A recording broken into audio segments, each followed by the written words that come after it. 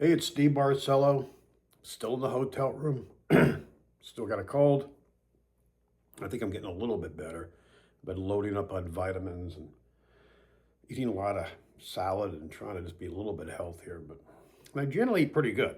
Yeah, I don't know. I just can't shake this thing. I think it's just the travel. And I'm still up in Pennsylvania, Gettysburg. I'm leaving this morning, heading back to North Carolina. The reason I stayed an extra day here, I've been very productive, very proud of myself. So far, 16 chapters. I mean, these are rough drafts. You know, I've got a fair amount to go through. I was going through, I got up to, what chapter is this? 13? Yeah, 12 and 13. I've got some redundancies in there, which happens. You tell the story because you talk in one chapter, then you go back. This is over a period of time. And you kind of retell the story. And this is actually Jimmy Burke stuff. And I'm going through and I'm just, doing research and making sure I get timelines right. And I'm kind of retelling the structure of his position and what went through with the Lisk stuff. And I'm kind of like being redundant a little bit too much. So I'm going to move part of that and put that, fill that in with the other chapter that's on Jimmy Burke and things like that. On top of that, I had to do a dedication to families and things, an epilogue, an introduction, a summary, and a victim index. And I'm not done. What I still have to do now, I still want, at this point, this is kind of the meat of what I need. And these pages are pretty full, as you can see. So, like one of these pages is not going to be a page in a book. It's going to be, I'm probably going to get at least a page and a half to 2 pages for every page here. And I still got to go through and fill in and clean up and double check. I've never written a book before. It's a lot. It's overwhelming. Even going back through, kind of reorganize. I'm going to be back to laying these on a table, chapter by chapter, and double checking. What I have left to do is the deep dive stuff. And I'm probably going to dictate that on the way home. I'm going to have about 5 hours of travel with my silly dog on the bed over there. And that's going to be all the personal stuff. A little bit of that I've mentioned, just lately stuff. But I've got some really crazy stuff, stories to tell. You got to remember, I dealt with people on a one-to-one basis. Joe Brewer, Peter Hackett, Mir Gilbert, Johnny Ray. Who am I leaving out here? Jimmy Burke, of course. I got some great stuff there. And I'm not saying any of this stuff's gonna break the case, but it's gonna be unique. It's gonna be out there. These are things that was said to me that at the time were kind of like, what? And of course I didn't do anything with them because it didn't mean anything more than just, showed the confidence people had in things they were telling me. But now, many years later, it adds a whole different lens to what was going on. So anyway, there's a couple of things I'm still not sure if I can publish, but everything's gonna be in my deep dive. So I'm gonna do a punch list. It is literally 4:10 in the morning. I'm in a hotel room here in Gettysburg. And I've been up I'm already showered. I'm starting to slowly pack things up. I'm not getting on the road into daytime. I don't drive at night anymore. I'm not in a rush. 5-hour ride back, roughly. I'm going to gas up here. Make sure I have some coffee again. Oh, that's something I don't do. I use that little coffee maker in the room to make coffee just to keep going. Pretty bad. The only reason I use it, this is one of these little itty bitty ones. You can see the reservoir there. And so I can tell there's no bugs in it. I don't trust these hotel ones. Actually, I carry a coffee maker. I got one out in the car now. I just didn't bring it in. And but anyway, so I just wanted to do a little video just saying that I got this done. Even though this trip was to say goodbye to my father, go up to New Jersey and do that, the funeral gravesite thing, and I deal with that. Deal with all the other crap going on in my life. This is something I've been needing to do. And I guess for some reason, I was talking to a buddy of mine today, And he goes, you still in Gettysburg? I said, yeah. I told him how much I got done. He goes, well, that's great, you know. And but I needed it. It's just hard to be back in your regular routine at the museum and Littleton and all the stuff I do there, and be able to sit down and just do the deep dive. Well, here it's just me and the dog. Unless I want to leave the room and go talk to somebody, it's, you know, not like anyone's banging on the door and I have to tell my stories and stuff. I can just concentrate. I needed this. I'm spending money on hotel rooms I'd rather not have to have done, but hopefully it'll pay forward. And anyway, so if I'm looking like really shot and tired, is it because I am? I probably should go back to bed for a little while, get a couple hours sleep, which I can do on coffee. I'm wired backwards. I can drink coffee and go right to sleep, which is so weird. But I'm very happy. I'm kind of thrilled. I mean, it doesn't look like much here. These are, what do I have here? Actually, I had to write the numbers in because the way I did it, it didn't number pages, so I had to actually write them out. So I have 67 pages here. This is what I've printed so far. This is just chapter stuff. And all the other stuff, the dedication, epilogue, all that stuff, and the deep dive. So there's probably going to be another, I don't know, I would say another 30 pages easy, that stuff coming out, at least 25.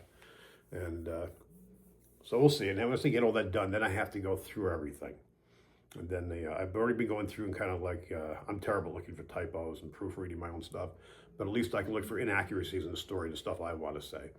And a couple of things where I dictate in sort of like this, and then I process it through on the computer. It will, especially my accent, you know, like I'll say mayor for Mayor Gilbert, and it will put in mayor. I got to go back and correct all these things. So you got to read through, take your time, and it's a very time-consuming thing. And I'm going to have someone else proof it too.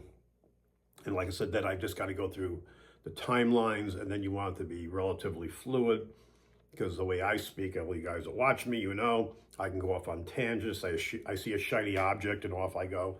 And so I got to, you know, it's just good for me to do these videos. It helps me tell these stories, listen to myself, and say, stay on track, you know. And that's what I'm trying to do here. So, but I still see a little bit where I go off, which is not terrible. It makes it a little bit more interesting. And then my concern was, I've never written a book before. How big should a chapter be? How many words should it be? And I looked that up, and it says it's so random. I mean, it doesn't really matter, just as long as you can hold people's attention and keep them going. They said even, you know, smaller chapters can be cliffhangers and stuff. So some of mine are long-winded, some are much shorter and to the point, more newspaper style, where you're just going to be, you know, story, the facts. And then I have some are going to be more just timelines and explaining. So as you read along, you kind of understand, because as someone like me tells a story, you tend to forget that people that are new to this don't know the whole timeline. Like I'll have someone come to the museum, I have that whole wall up, which is the storyboard. You know, it has all the pictures, all the poor girls on the top in the order which the bodies were found. And I'm sorry, the order, the order which the dates in which they went missing. And basically, then I still haven't put the tags on there for DNA. I got to do that. But anyway, the board keeps on changing. I'm off on a tangent. But basically, people will come in and they'll mention, what is this? I'll say it's a story I've been working for many years, and they don't know anything really about it. So I have to go more into detail on it. And then I'll start going in and I have to go like, well, it all started with, and, you know, instead of just jumping in, like, oh, you know, people come in and say, yeah, I saw Lost Girls, I saw Gone Girls, I saw this, I saw that, or, you know, whatever they saw on there. Or a lot of them are, you know, really into the stuff. And, you know, I follow such and such as a podcast, and this guy's been talking about it for years. And so anyway, so it's a different level. So you got to remember now, the format I'm doing, this book format, which is going to be, I'll be in a process and use this now as a documentary. This will be one hell of a long documentary if I use it off this. But it's given me all the information, the facts, something I should have done a long time ago. I'm a very visual guy. I always, you know, I showed you my files there, and I only have so much. A lot of it's still back at the museum. I have stacks and stacks of files. I'm a paper, Sharpie, a highlighter guy, and that's just kind of how I do stuff. I always write on, this envelope's not bad. I just created this one yesterday. I write on the envelopes, and I have all my crib notes on there and stuff. just all the things I've got to keep track of. Even when I talk here, I can get involved in the story and I'll forget, like, just the principal's name as I'm talking about whatever, the timeline. Remember this, and I'll just, have a senior moment and skip somebody and just know who I want to talk about. Can't remember. So if I have just, a bunch of bullet points here with just kind of the lineup is what I need, it just makes it more fluid for me. And even doing my research. Anyway, I'm babbling. I just wanted to do a little video, post something up before I get on the road. I probably will do it. I wanted to do a little bit of paranormal stuff here, but I've been so busy with this, it hasn't happened. I haven't had anything weird happen in the room. I've had a few people tell me some stories while I was here. I ran into a woman in a little diner that does ghost tours, and she saw, I had a Mothman shirt on today. And we got talking, and she's, wants me to go on one of her ghost tours. And I told her, I'm only in town for tonight. I'm out of here after this. But she was telling me her ghost stories and stuff. So it's Gettysburg. It's full of them. And maybe next time I get a chance to go here, I can just purely do that. Just, But it's been windy and a little bit chilly here, so it's been rough to film outside. I mean, really windy. I just opened my door when I was out going to the store to pick up some products, just food and snacks for here, biscuits for the dog. Damn, they ripped my door off. It was just crazy heavy winds. So it would have been hard to film out there anyway.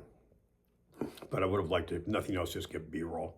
But who knows? Maybe I'll do that before I leave. I guess that's about it. I just want to bring you guys up to speed on what's going on. I can't think of anything else I need to tell you, so I'm going to wrap it up. I'm just waiting for the breakfast place here to open. Yesterday when I got here, like I said, there was a parade going on. I didn't know anything about it. This town was packed. Hotels packed. You couldn't get anywhere. I was trying to look up hotels. Everything was booked. What the hell? It's off season. Well, it was, Remembrance Day parade or whatever the heck it was. And so it's just kind of, it was a lot of fun. I filmed the parade. I have a video up there if you want to see it. I didn't put tons in there because I shot way too much as usual, but it's fun if you like parades. So I'm not sure, like the hotel's like vacant now. I was able to do laundry here today. It's got one washer, one dryer. This is the Comfort Inn here, a Quality Inn, sorry. And it's a decent sized hotel.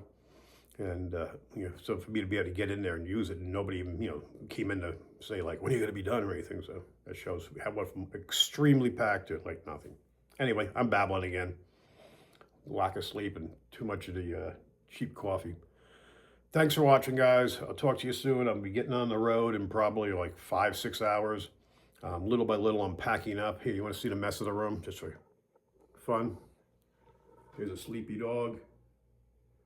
All my junk's unpacked. Of course, I got food.